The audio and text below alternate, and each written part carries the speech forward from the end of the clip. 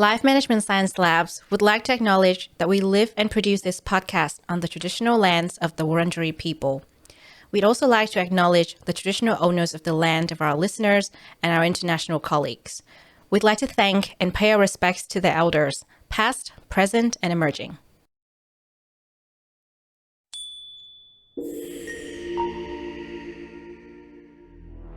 Hello, everyone, and welcome to Doing Well, the Wellbeing Science Insights Podcast produced by LMSL, the Life Management Science Labs. We are champions of life management science, providing structured insights informed by science and inspired by practice on key aspects of conscious living.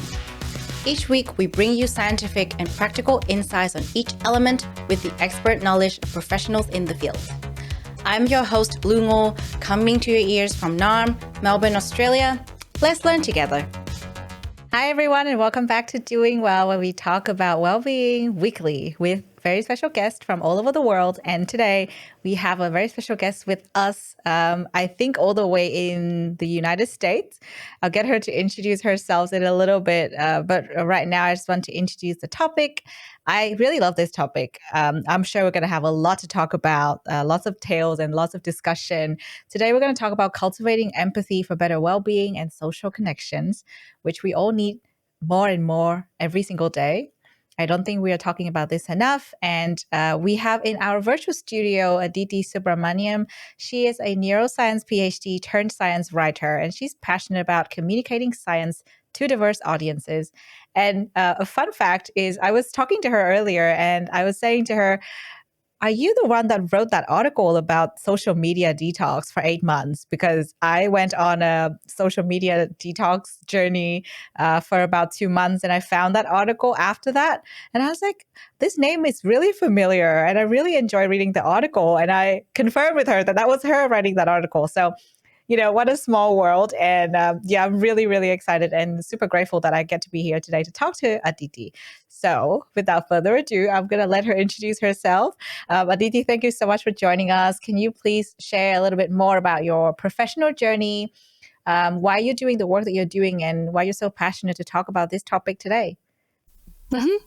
So I'm a neuroscience PhD, like you said, and I now do science writing full time. So I think I realized pretty early on during my PhD journey that what I was really passionate about was writing about science. I really like reading about different kinds of science and kind of understanding it for myself and seeing how best to communicate it to my chosen audience. So that's something that I've realized over the past few years that I really thrive on, and I really enjoy doing what I'm doing every day. And so I'm really grateful that I've kind of found my niche, so to speak. And like you said, it was just really fun to know that you happen to come across an article of mine on a totally different topic.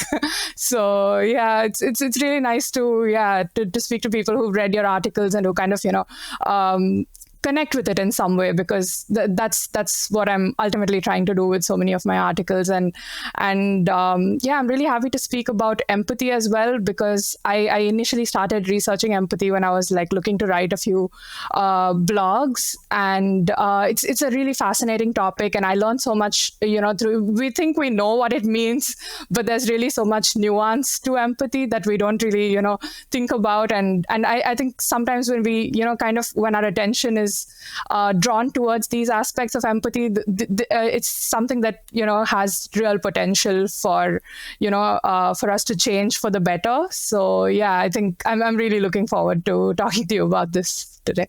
Yeah, thank you so much. And me too. I'm excited to talk about it because it is a topic that I talk to my friends about quite a bit, but I do believe that with the lens of science and research, there will be so much more that we can unpack. And, in fact, when I was looking at the questions, I was kind of like, this conversation is going to be interesting, because I didn't think about the different, aspects and nuances of empathy, as you mentioned. So we'll definitely jump into that conversation very soon. But before we do, we have a section called Have You Met Aditi? So now I would love to get some recommendations from you. I do this all the time on the show. I really love it. And every time we talk to the guest about this section, we get to know the guest a bit better.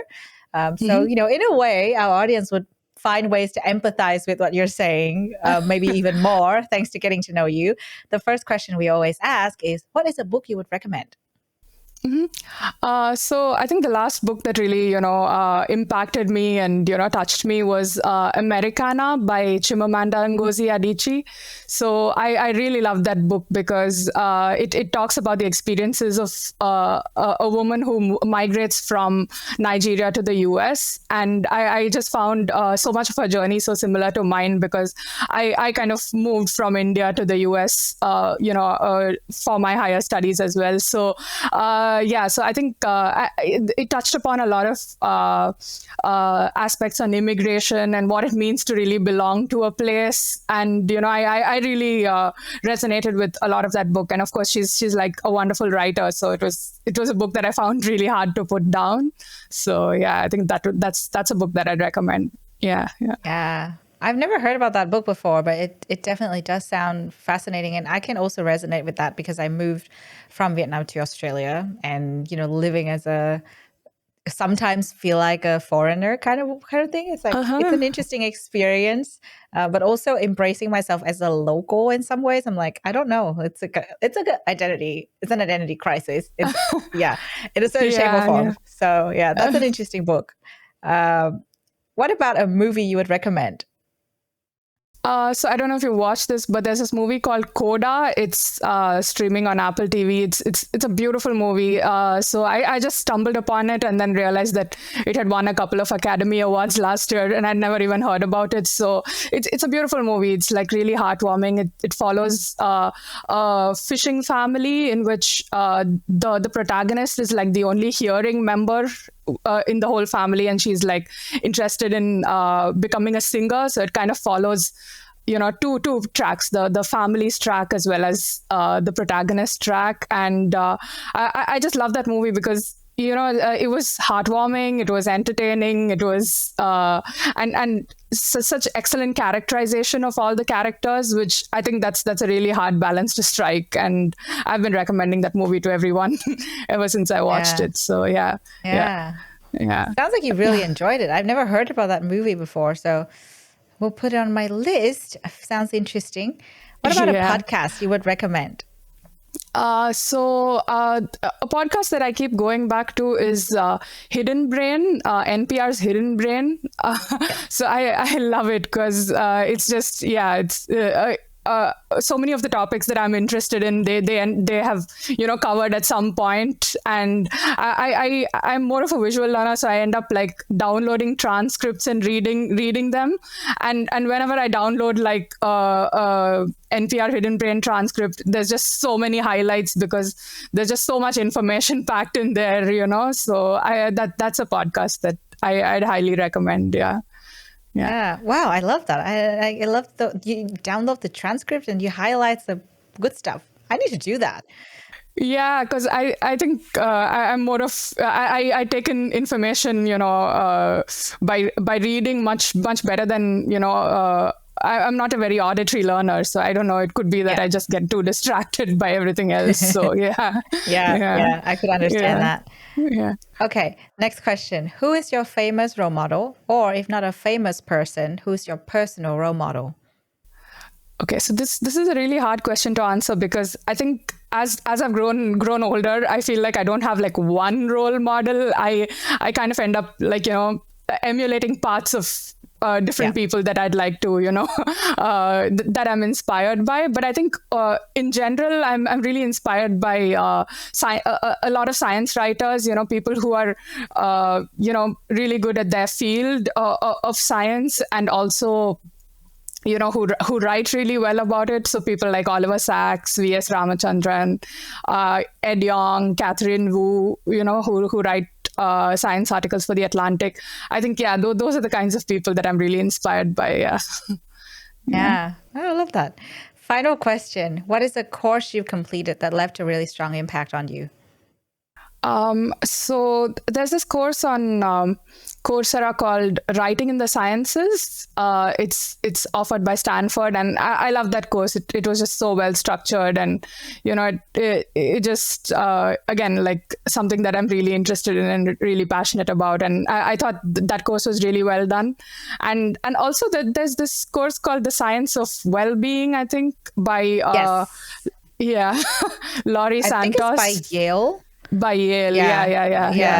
yeah. I really enjoyed that as well. Confusing it with Harvard. I'm like, no. It's one of the big unis, but not that one. Yeah. So that was one I really enjoyed as well. Yeah. Lots of little insights in there. Yeah, you're very passionate about writing and well-being, and I mean, that's why you're here today, because we're going to talk about well-being, and we're also going to talk about empathy. Thank you for all your recommendations. Now, let's talk about cultivating empathy for better well-being and social connections. As I said, this show is about well-being, and that's why our first question is always about your definition. What does well-being mean to you personally?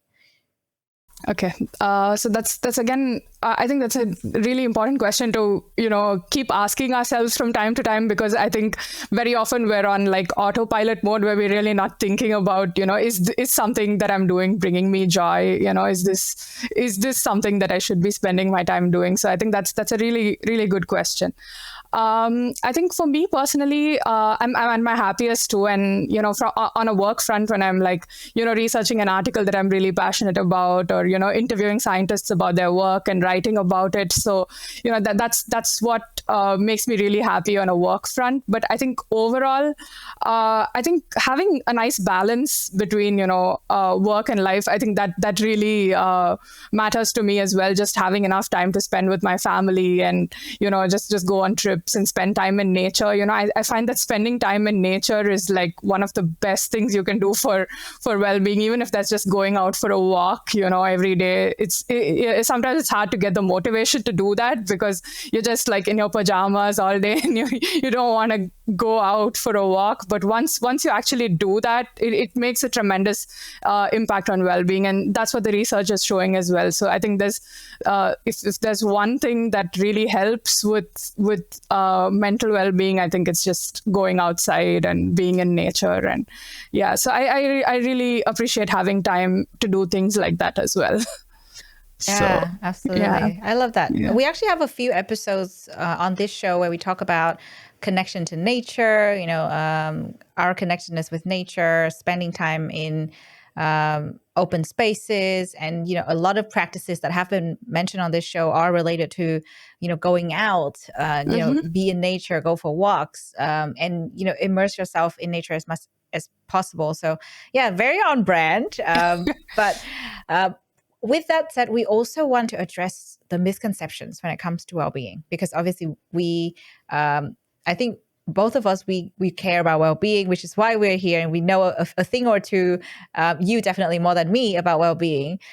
So I wonder, in your work and your research, when you're doing writing and when you're kind of reading up on the literature, what would be some of the biggest misconceptions that people have when it comes to well-being? Or maybe it could be based on your personal observation.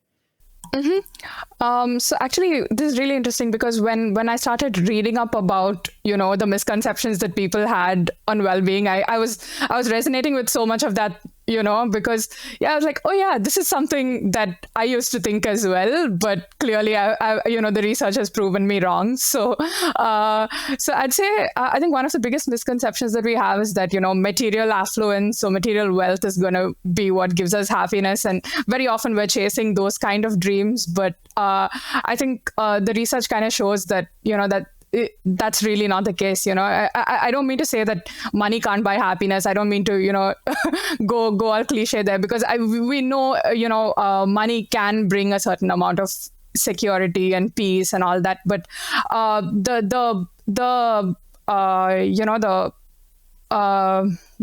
I put this?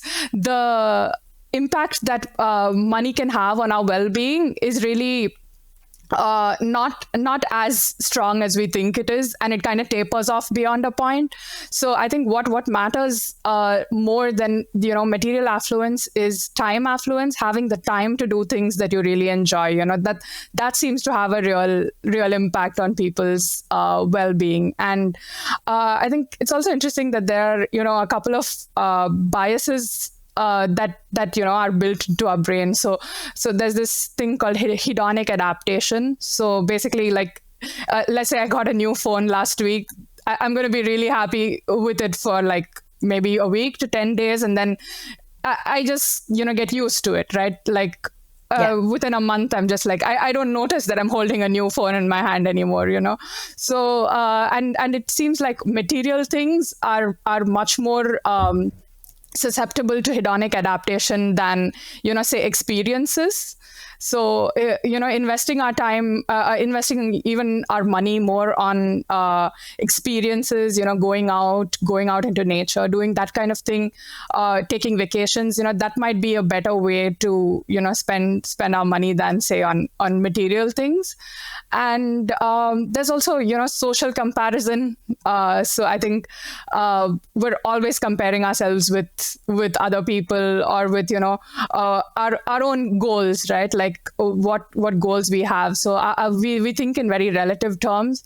So I think so again, material goods are really susceptible to social comparison as well, because you're like, hey, I have an iPhone 13 and she has a 14. So it's very easy to compare, rather than like a vacation that you take, So a vacation that you take, you're like in there at that moment, and it's really, it's harder to, compare yourself that way. So so I think those are some of the misconceptions that we have. And yeah, since we spoke about like social media, I think, social media is like the worst thing when it comes to social comparison, because everyone's like just like cherry picking the best aspects of their lives and putting it out there. And sometimes it can seem like somebody else has like the perfect life when you don't.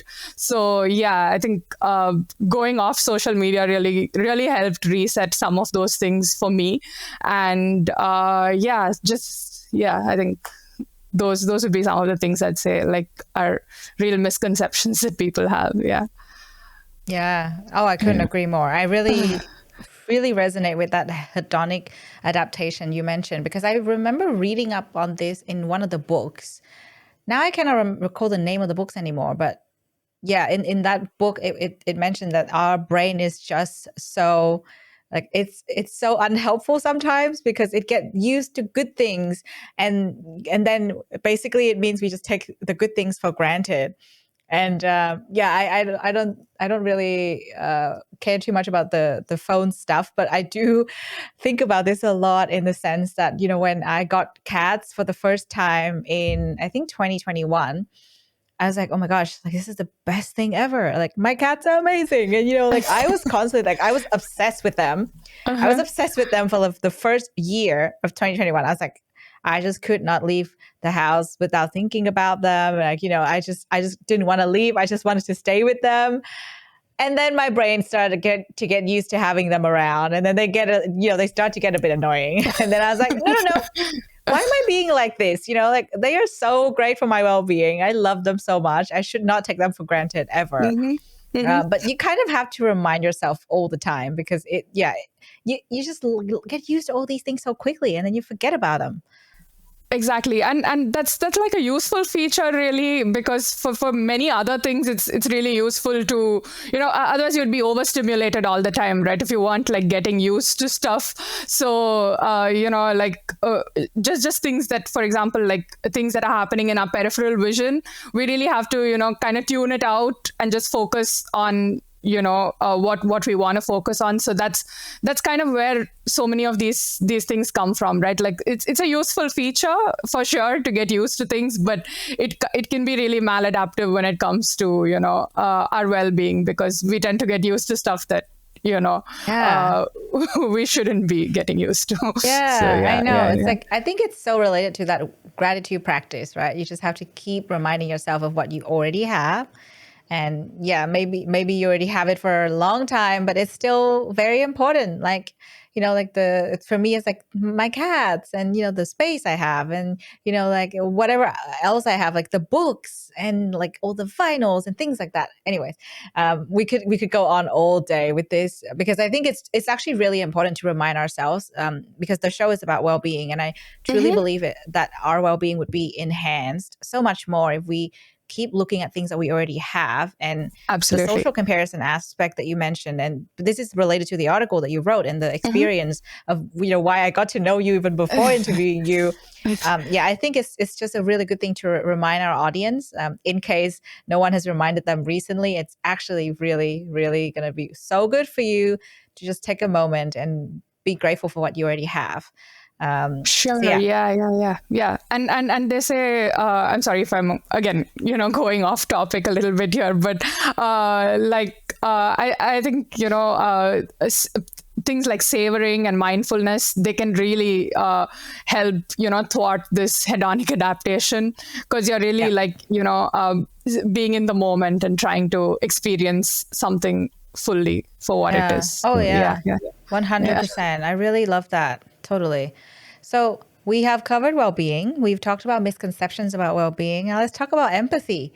Kind of switching gears a little bit, but it's related. So first of all, I would love to get a definition of empathy from you because I'm sure you've done the research on this.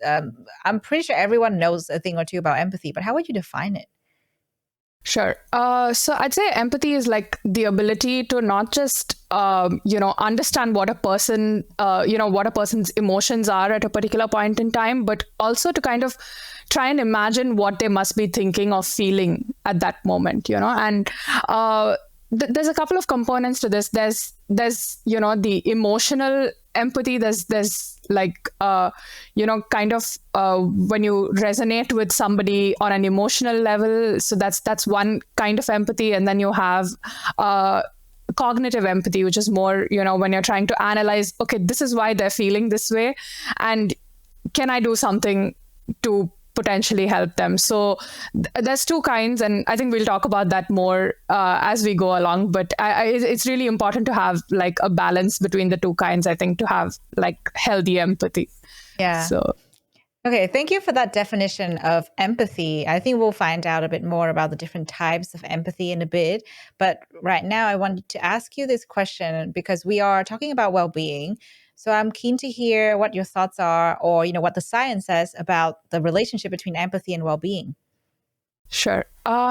So I think, for one, empathy, going through the process of, let's say developing empathy can really lead to a sense of social connection because you're going through the process of actually trying to understand somebody, where they're coming from. You're actually, listening to their stories, So I think that can really lead to enhanced social connectedness, which has a significant impact on well-being, as we all know. So and also I think one aspect of empathy is learning to regulate our own emotions, because sometimes when we empathize with someone, it can be distressful.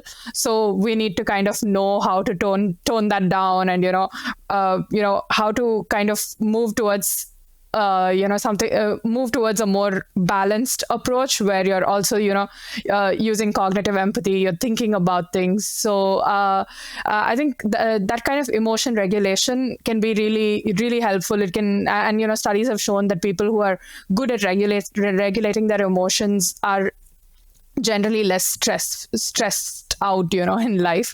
So, and I think, empathy in leadership roles, it can be really important. It can help people be better leaders because obviously they're responding to, folks in their company. And this is something that Satya Nadella of Microsoft says a lot. He speaks a lot about empathy, and he says, empathy can actually lead to innovation as well, because, you're really thinking about, unspoken needs of of your clientele. You're thinking about things that, are unmet because people don't really speak about them. But when you're trying to empathize with your clientele, it can lead to innovation. So I think, there's just so much, so many positive things that can come out of empathy. But yeah.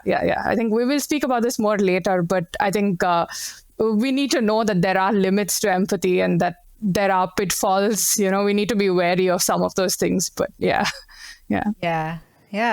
Very interesting point. So what are the different types of empathy now that we've covered the relationship between empathy and well-being? Mm-hmm. So like I kind of mentioned a bit in the beginning, so that there's affective empathy, which is, the emotional component. So it's almost like a mirroring system in a way. It's like I see somebody, who's sad, and that makes me sad as well, right? So that's the affective component. And then there's the cognitive component, which goes one step further and says, why is this person feeling this way? And, is there something that I can do to help? Merely having empathy for a person does not mean that, you're going to be moved enough to kind of help them. But in order to have compassionate action, empathy is like a necessary first step. You really have to empathize with a person in order to be, compassionate enough to, kind of help. So, so I think affective empathy kind of develops very early in life. You have like infants, you see infants kind of, respond to the distress of their caregivers in a very, intuitive way. So if their caregivers look distressed, they are distressed as well. So this used to happen with my daughter as well, so if she would see us in pain, she just started crying, and she wouldn't know why she was crying, but when kids kind of grow older, when they're like 3 or 4 years old, that's when the cognitive component of empathy kind of kicks in, where they're able to think a little more deeply, about why is this person feeling this way, and that's when they kind of start developing a theory of mind as well, kind of understanding that, other people have a mind that is different from their own, and they experience the world differently from themselves. So, having a healthy balance between these two types is really important, as you can imagine. So, people who are like sociopaths, they're really high on like cognitive empathy. They kind of know exactly what a person is going through, but it doesn't affect them emotionally at all. So, or they don't let it affect them emotionally. So, and on the other hand, when there's, the balance tips the other way, and you have like too much emotional empathy, it can be really distressful. So, which is why you hear doctors say all the time that, they try to kind of, distance themselves emotionally from what the patient is going through, because that can be really detrimental to their own well-being as well. So I think it's important to really strike a balance between these two types. Definitely. Yeah. Okay, that's very interesting, because I think for all of us, we probably talk about whether a person is empathetic or not, but we don't necessarily explore the angle of, when you mentioned sociopath, I was like, oh wow, okay, it's getting dark. And I find it fascinating that they can empathize, but they just don't care or distance themselves from that in a way, and that sounds a bit like it's kind of hard to. It's like a hard pill to swallow, I guess, for a lot of people, because like when you can empathize with someone's emotion, but you just basically don't care. It's something very different. Absolutely. Yeah. It's like you said, it's not just like a black and white thing where, somebody is empathetic or not. And, it's not always that, empathy is a good thing as well. It's usually, romanticized a lot in popular culture, but it does have, disturbing angles to it. And yeah.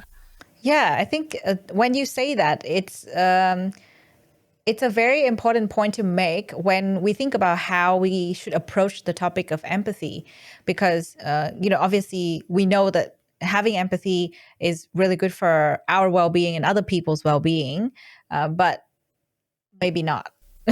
Yeah, because like the kind of empathy matters, and the personality and the characteristics of the very person really matter, which is why I think it's interesting, because there's a concept of empathizing with someone, And, there's being compassionate, being empathetic. And obviously, we know the benefit of curating empathy and having empathy. And we know that, for us to build a more compassionate, inclusive society, we definitely need to make sure we can nurture that empathy in everyone.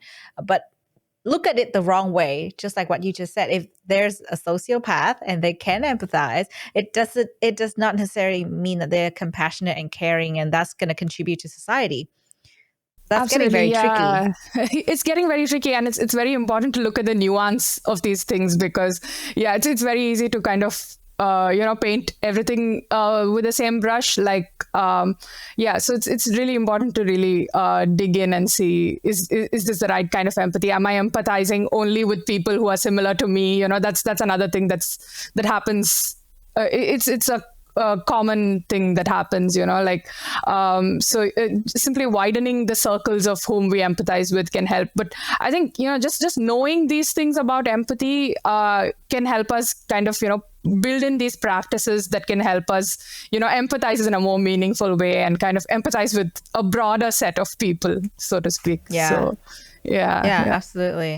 Absolutely. So when we talk about cultivating empathy for, a more compassionate and inclusive society, how do you see this, playing out? Because obviously, as I said, it could be that, yes, we are cultivating empathy and some sociopaths have empathy, but that's not adding value to our society at all. What are some of the things that we should look out for, or, things that people might not have discussed before? So I think when it comes to like inclusivity and building a society that's more inclusive, it's really important that we understand some of the limits of empathy. For example, like I said, we have a distinct in-group preference. Empathy has a distinct in-group preference. The more similar someone is to us, the easier we find to relate to them as well as empathize with them. And this has a clear evolutionary reason. We are probably built to kind of recognize people within our tribe, to recognize people within our in groups, so that we can kind of understand what they need and how we can help them survive. So, but yeah, of course, this becomes maladaptive very often in the modern world when things are getting so globalized. You have so many people who are so different from yourself. It's really important to kind of broaden our empathy nets, so to speak. So I think another thing that's really important to kind of think about is that empathy cannot be a replacement for lived experience, right? So very often we can say, I empathize with what this person is going through, so I know exactly what they're going through. Yeah. So I can, give them this totally misguided solution. So, so it's really important to realize that empathy can't solve a lot of, can't answer a lot of questions. So it's important to have, bring in diverse voices, bring in people's voices into the table who you're not getting a chance to listen to otherwise. And it's very easy for us, on the surface it might seem like a person that we're talking to has had a very similar experience to us, so we might think that we know exactly what they've been through, but really we can't, because everyone's lives are so nuanced. There's so much history, and there's so much trauma that people bring with them, and we bring our own trauma as well. So when we're looking at people, we look at them through our own lenses, and it's very important to realize that. And I think empathy just cannot be a replacement for lived experience. I think that's a limitation that we really have to recognize. Yeah, that is so true. And while you were talking about that, I thought about the aspect where having empathy is one thing. How you use it is a whole different thing. It's a whole different skill set, because yes, I empathize with what you're going through. But if I say, yeah, I know exactly what you're going through. Oh, that sucks. And you should do this and that. That's unsolicited advice. And sometimes that can actually hurt the relationship. And we're talking about social connections today. That's a big part of well-being, right? And when we're trying to cultivate our well-being as well as a people's well-being and try to build that social connections, that is the worst thing that can happen. And I know this firsthand because, that has happened to me before, where someone was like, oh yeah, like I know exactly what you're going through. Oh my gosh, you should just do this. And I'm like, but no, you know what I'm going through, but you don't know how I actually feel to my core and what I want to do. So no, I don't want to do that.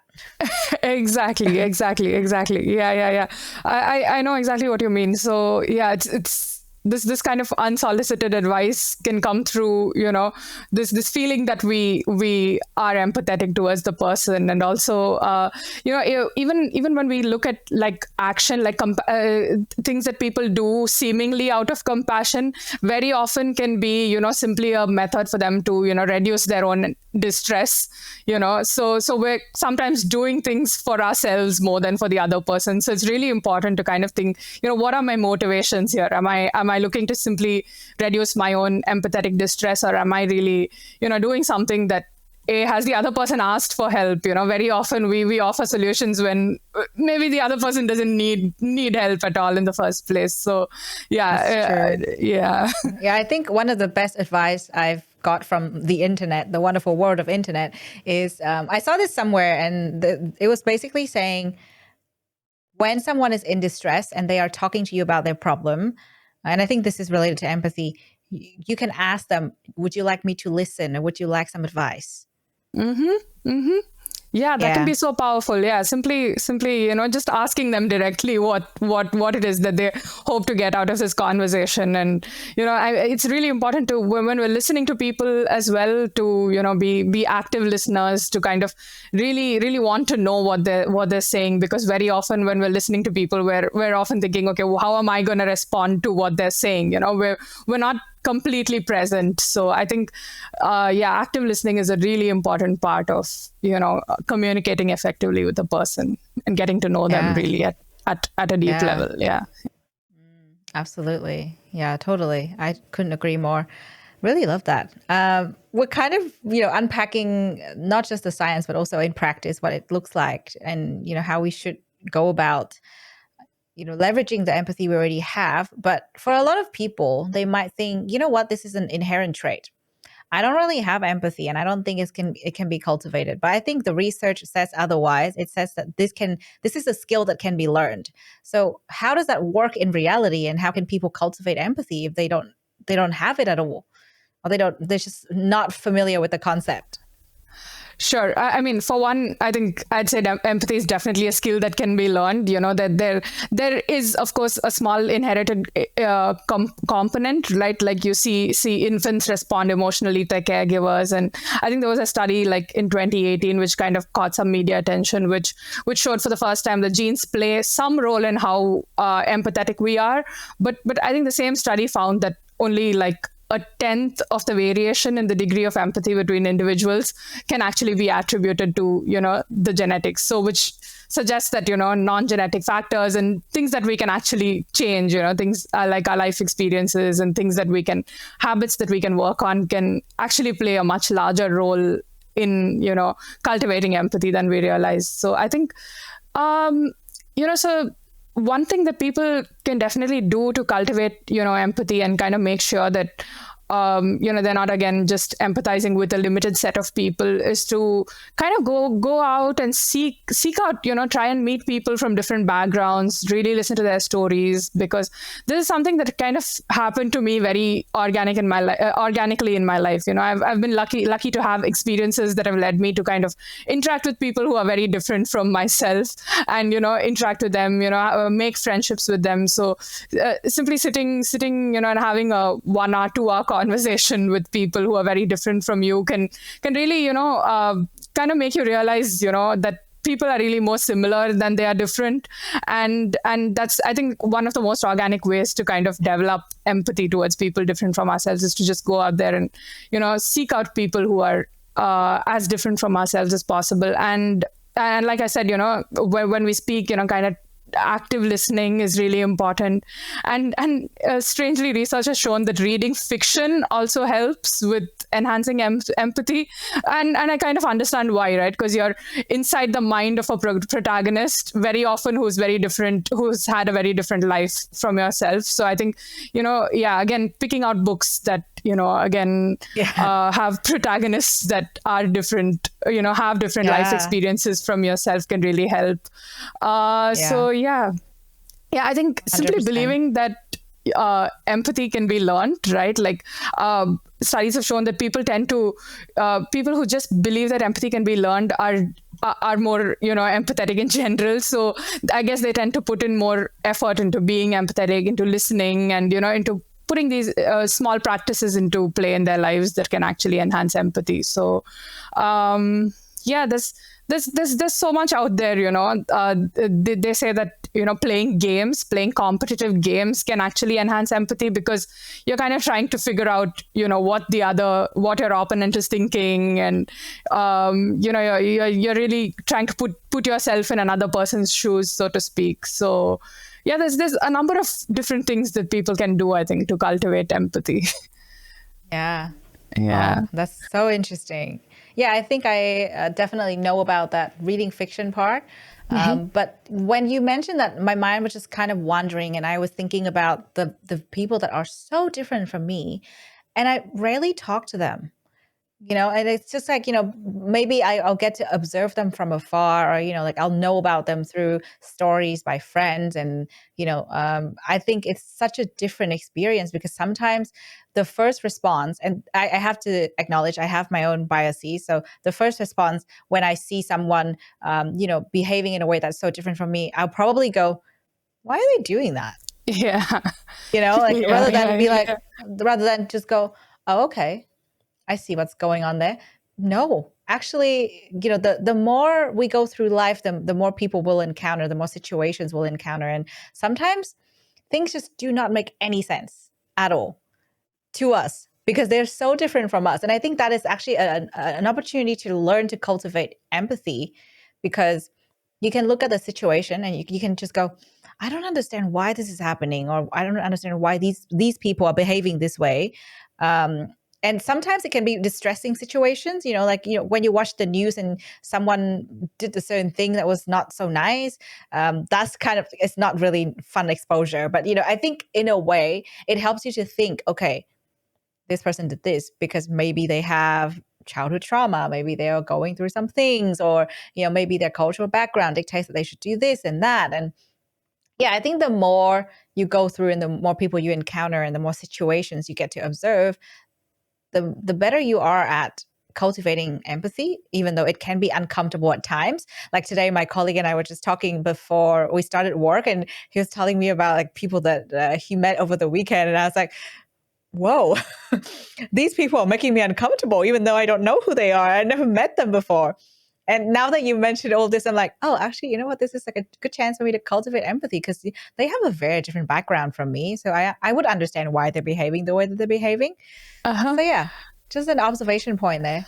Yeah. Simply just trying and, being less judgmental about people can actually open you up to, exactly what they've experienced and, why they're acting a certain way, I think. Yeah.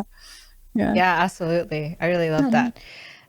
So we already covered this, where you talked about, we have our biases. We tend to empathize with people that are more like us.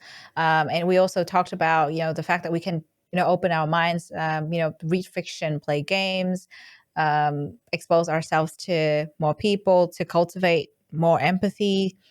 But we want to be as inclusive as possible. And this applies to very different domains in life. Like we were talking about, life circumstances. Maybe it also could apply to things like work, studies, professional development.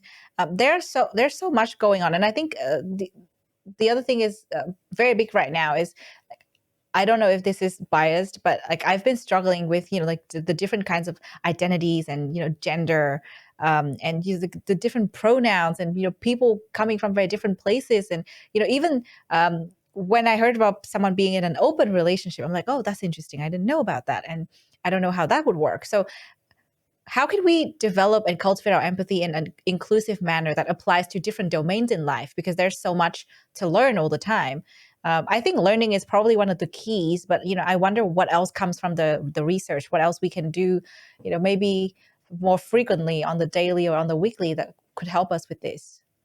Yeah, sure. I think we're really at an interesting time in history as well, where we have access to so much information right on our fingertips. So if we really wanted, so I can imagine it'll be really hard to kind of go and really meet people who are so different from us. Like you said, it's not something that happens organically every weekend, right? We end up meeting people who are similar to us, but there's so much online. There's so much that you can read. You can actually kind of read people's stories, right from themselves, what they say about their lives, about why they are a certain way, and I think that can help us really cultivate empathy, and there's so much content out there, like simply watching a TV series which is in a different a different language, from or a different country from our own, it can really help us see that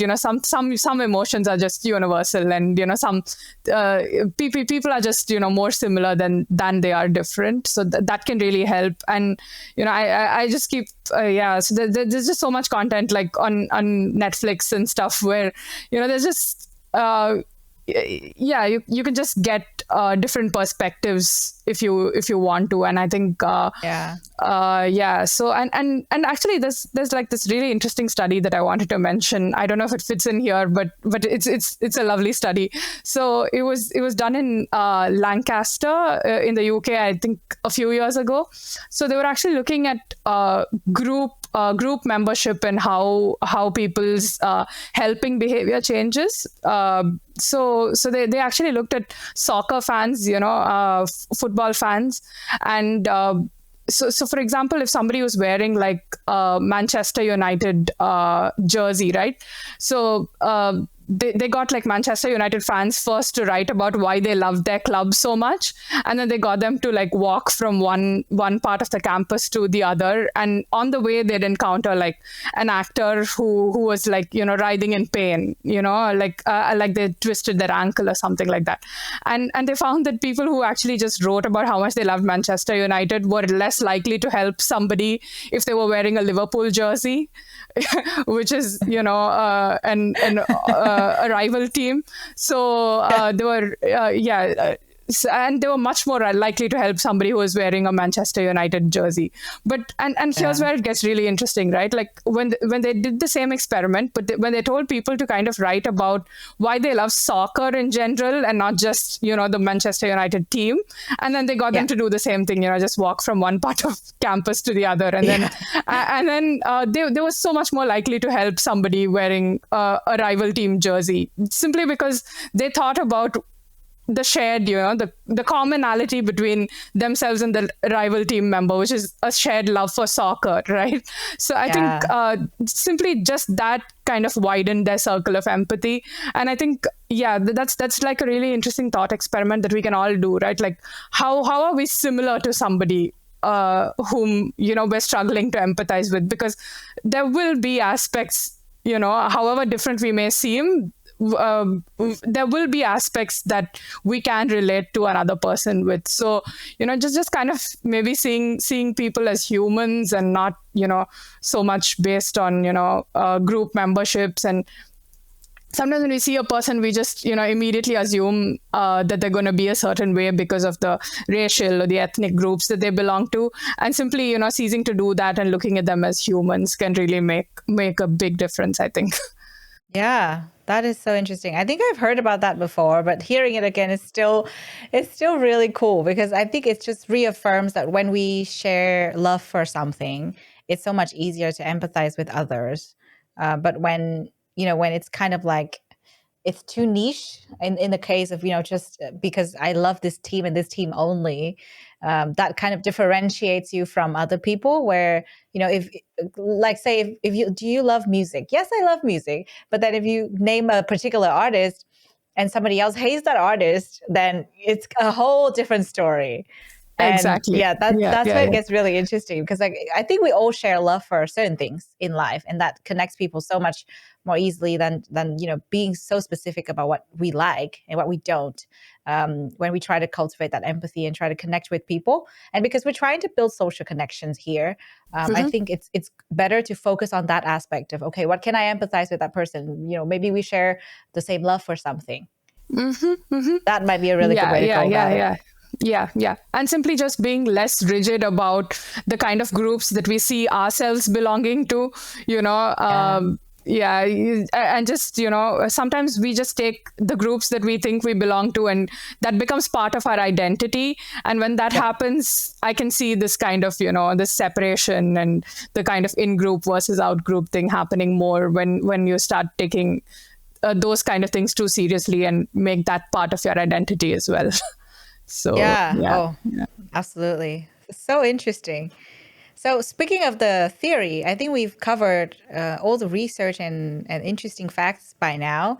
Let's get more practical. Let's talk about a practice. What is a practice that you do personally to cultivate empathy for better well-being and social connections?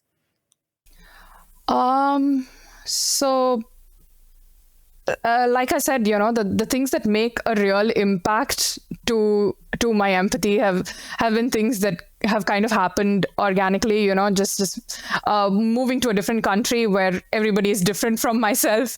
For instance, like I'm forced to kind of meet people who are not the same as me, and kind of make those friendships. I think that kind of thing really helps.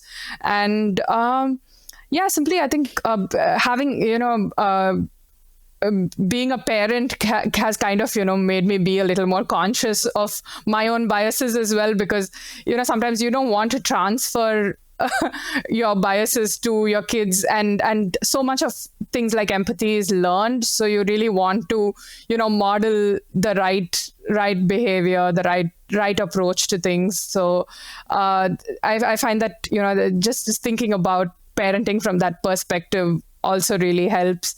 And so I think I'd say it's and a combination of the things that we already talked about, like reading fiction, kind of trying to read different perspectives as far as possible. Yeah, absolutely. I love that.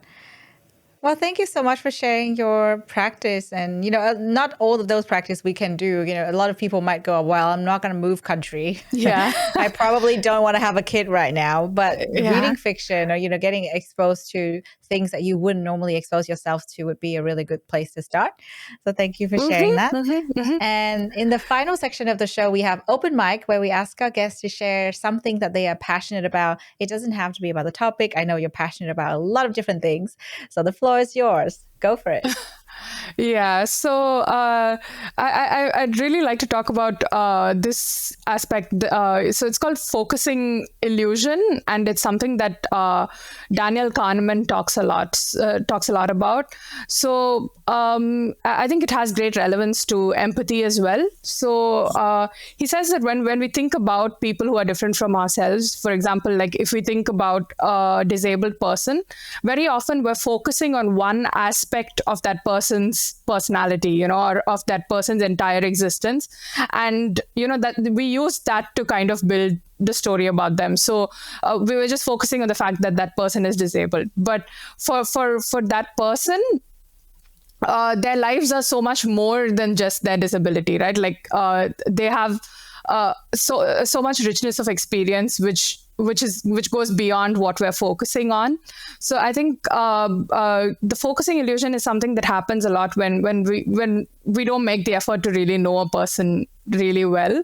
And I think that kind of goes back to, how much can we empathize with someone? Are we really empathizing with them, or are we sympathizing? Are we, are we offering them misguided solutions? And, this goes to, this reminds me of another talk by Chimamanda Ngozi Adichie. So she did a TED talk where she speaks about the dangers of a single story. So, she says it's really...